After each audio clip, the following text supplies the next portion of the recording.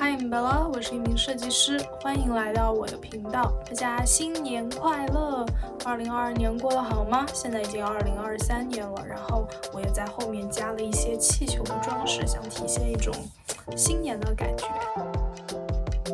所以今天也想和大家去讲一讲设计方法论相关的内容。在上个视频当中呢，我们讲到了设计方法论最基础的4个步骤，就是 Don Norman 提出的设计方法论的一个最基本的模型，但是整体呢还是会感觉比较的抽象。所以在这个视频当中呢，我想和大家去探讨一个比较实际的案例。在这个案例当中，我们可以看一下怎么样把设计方法论应用在最基本的工作当中。然后那我们就一起看下去吧。首先我想和大家去探讨一下设计这个词。设计这个词其实在我们生活当中运用的非常多。走过街道，在环顾四周的时候，一个时髦的橱窗，一张颜色鲜艳的音乐节海报，都给我们身在都市的一种确切的感受。当我们走进咖啡厅的时候，翻开了夹杂着中文和英文的菜单，看到放在角落的绿色天堂鸟，生活中常常出现这样的一个景象。从另一个角度来说，这个只是设计呈现出的一个表象。我们看到的海报，我们看到很好看的菜单，我们看到周围餐厅的装修，其实那只是设计呈现出来的一个表象，但是设计师所做的工作却远远超出了这些已经呈现出的表象。在我们刚刚举到的生活中的这个例子当中呢，设计师想要达到的目标可能是体现咖啡馆的都市感和高级感，于是呢，他们选择了选址在一个比较热闹的街区，然后接着呢，设计师选择用异国的室内装饰和菜单去体现整体氛围的一个高级感，这样就让我们作为消费者接受了菜单上比较昂贵的价格。所以到底什么才是设计呢？设计不仅仅是做出好看的海报、好看的包装，更加是一种思维方式。就像我们在上个视频当中讲到的设计思维的整个思维方式是一种解决方案。在上个视频中其实我们也讲到了设计是一种解决问题的方式。好的设计师往往可以从整体布局，从一个更加宏观的角度去考虑如何设计出一个比较合适的一个解决方案。而设计思维呢，就是设计师是如何去思考这个问题的，如何想要去解决这个问题的一个非常基础的一个方法和步骤。我们也讲到了一共是4个最基础的步骤。第一步观察，第2步产生想法，第3步制作原型，第4步测试。所以呢，设计师呢就可以按照这样的一个方法步骤去一步一步的解决我们想要去解决的问题。现在讲的话其实还是会有一些抽象，所以呢接下来呢我会提出一个我们在日常工作当中常常会看到的一个案例，然后我们运用设计思维的方式去一起看一下如何才可以更好的去解决这样的一个问题。这个案例呢，就是说，假设你的老板让你去做一个presentation，你需要呢可能设计一个 PPT or keynotes，任何一种东西，然后呢，你需要把你的想法、你的一些方案去呈现给客户或者是公司内的一些其他人。现在的例子呢，就是说你已经收到了这样的一个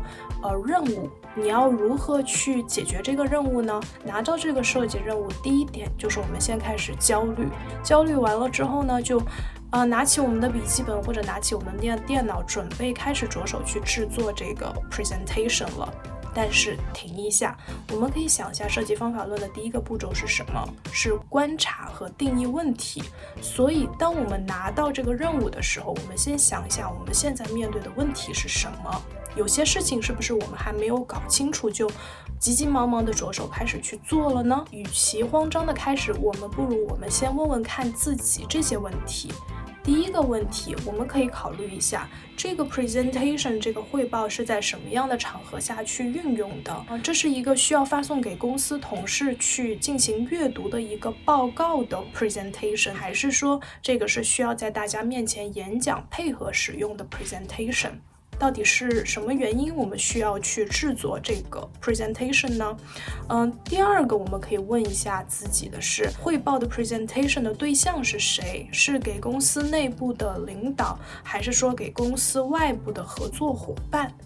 那第3个我们可以问一下，就是 presentation 的目标是什么样的？这个就是我们在运用设计思维的第1个步骤，观察和定义问题。我们先要知道我们所面对的这些问题是什么，我们才可以开始制定策略，着手的去制定说我们这个 presentation 用什么样的方式，用什么样的视觉呈现是最好的。刚刚我们问了自己3个问题，所以我们问自己的第1个问题是汇报的场合是什么样的。如果说是第1种情况的话，需要发送给同事阅读的一个文件，那当然是越详细越好，因为这份文件就是主要是给大家去阅读使用的。那在我们没有机会去口头上去陈述，去给别人解释我们想法的时候，我们需要把我们所有的想法全部的都写在这个汇报的 presentation 上，这样可以让别人去仔细的去阅读，配合上文字，配合上图片，这样大家才可以更好的去理解你想要去传达的内容。那如果说是第2种情况，是需要在大家面前演讲使用的报告文件的话呢，在这种情况下，我们就不适合在这个 presentation 的Keynote 的文件上去放置过多的文字了，因为这份文件的主要使用目的是配合我们演讲使用的，所以呢，它只是一个辅助的一个视觉材料，或者说是辅助的阅读材料。我们在演讲的时候，不希望我们所制作的 presentation 会过多的吸引别人的注意力，我们希望观众可以把注意力放在我们本身说话的这些东西的内容上，所以在设计这个 presentation的时候，我们可以把它做得更加视觉化一点，把它设计成一个作为辅助我们演讲内容的一个材料，这样的一个视觉表现方式会是更好的一种方式。那苹果公司他们在每次的发布会的时候做的那些 presentation 其实就是一个非常好的一个参考。我们可以看到苹果公司他们做的 presentation 是会运用了大量的图片，有demo 进行辅助，然后也是运用了非常抢眼的很吸引人注意力的文字，但是它们都是非常简单的，所以大量图片的使用去配合汇报的内容也是会非常合适的。因为图片不会过多的抢夺观众的注意力，然后他们也是很好的可以给观众去提供一种情境，这样让听众可以很好的去带入他们自己。那我们刚刚有问到说自己第2个问题就是汇报的对象是谁。 Neil deGrasse Tyson 在他的 Masterclass 里面有说到说我想要传递出的信息仍旧是那个信息，但我传递的方式却完全取决于我在和谁说话。 Neil deGrasse Tyson 他是一名天体物理学家，但是他致力于在媒体上向大众传递科学的思维方式。他在他的大师课里说，虽然我想要传达的最底层的意思是相同的，但我会根据观众的不同去调整我说话的方式，添加或删除一些信息，增加一些笑话或者一些身体上的动作，这是我的沟通的技巧。同样的，我们可以把 Neil deGrasse Tyson 他说的这句话应用在我们现在想要去做的这个任务当中。我们在进行 presentation 的时候，我们会想到说我们的汇报对象是谁呢？汇报对象的不同会影响到我们设计呈现的不同。如果说我们汇报的对象是manager 是 leader 是管理层的话，他们往往不会有很多时间，而且他们往往就是没有那么多有耐心，所以当他们去打开一份文件去看的时候，他们预期的是说可以立即去获取这份文件最主要的一个信息。所以在这种情况下的话呢，我们会把 presentation 的结构调整一下，我们会把我们在这份文件当中想要去传达最主要的内容 key points 会放在前面，可能会放在第2页或者第3页的一个位置。我们会把我们的 key points 按照 bullet points 的方式一点一点全部这样子去排下来，然后让他们看到这份文件的时候一眼就可以知道说我在这份文件当中预期我可以获得什么样的内容。然后我们可以再增加一页是目录页，那如果说他们对其中有某些内容感兴趣的话，那他们可以去 jump 到后面的页面去了解更多详细的一个信息。这个就是我们想到的一种解决的方案。那接下来第3个重要的问题，我们汇报的目标是什么样的？如果说这次汇报我们是作为第3方汇报给客户或者是合作的伙伴，那这份 presentation 代表的就是公司方。那既然是代表公司的文件，那除了内容上，在形式上我们也必须要非常的正式。Paul Rand 他有说过，设计就是内容和形式。所以呢，在我们遇到了这种正式的场合，那我们也需要在形式上也和这样的场合去进行相符合才行。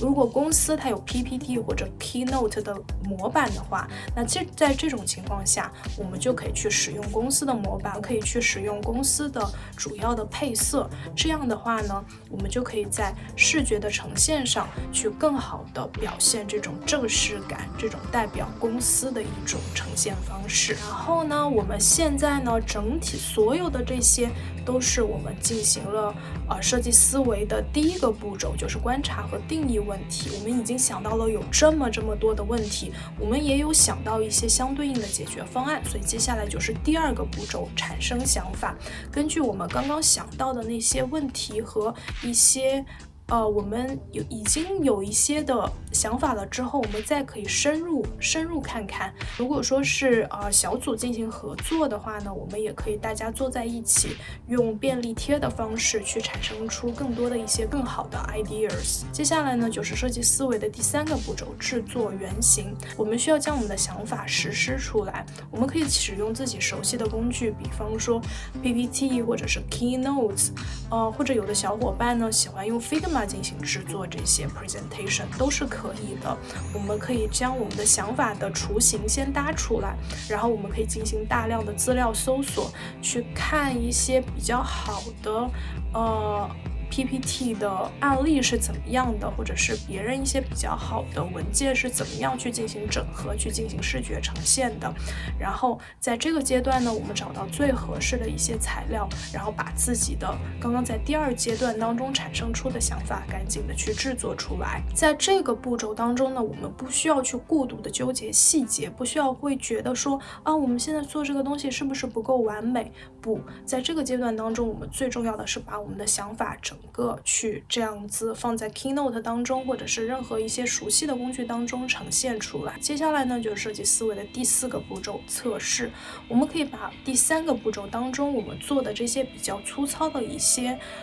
原型或者是比较简单的一些 Keynote 文件拿给我们的stakeholders， 拿给我们的同事或者一些好朋友去看，觉得获得一些他们的反馈，觉得我们这个文件做的怎么样，觉得内容是不是有需要调整的地方，然后再根据他们的反馈，然后再调整内容，然后再进行完善。接下来呢，在上个视频当中我们有讲到设计思维是一个环形的一个结构，所以从第4步呢，我们又会回到第1步，观察和定义问题。我们可以在获得了别人的反馈之后，我们再去看看有没有解决当时我们在第1个步骤当中去定义的那些问题。我们现在做的这种视觉呈现方式是不是很好的去解决了我们当时定义的那些问题？如果没有的话，那我们还有机会再接着去进行完善。所以呢，这个就是我们在制作 presentation 的内容当中去运用设计思维的方式去解决我们现在所面对的这样的一个问题。我觉得使用设计思维的一个比较好的一个方式呢，就是说我们不会非常盲目的开始一个项目，而是我们会去先思考我们所面对的问题是什么样的，这样我们才可以更好的去知道说我们现在所做的视觉呈现方式是不是很合适的，这样我们在进行设计的时候也会更加的有目的性。而且在最后一个步骤当中，我们也有机会去获得别人的一些反馈，我觉得这一点也是会非常重要的。因为当我们在自己去进行设计的时候，我们往往会深陷在我们的设计方案当中，而没有办法去跳脱出来，去看到更多的一些问题。当我们把获得他人反馈容纳进我们的整个设计的流程当中去的时候，我们其实也可以更客观的去知道说这样做是不是会更好的，我们也可以有机会去在这个过程当中去学习，并且把我们在这次过程当中去获得的一些经验运用在以后的设计项目当中。但是呢，设计思维其实也是有一些局限性在的，所以在下个视频当中呢，我想和大家去探讨一下设计思维有哪些局限的地方，它是不是会限制了我们设计师的一种创意的思考，设计是不是会应该是更天马行空一点，而不是说应该按照一个标准的流程去进行的。今天就先这样啦，拜拜。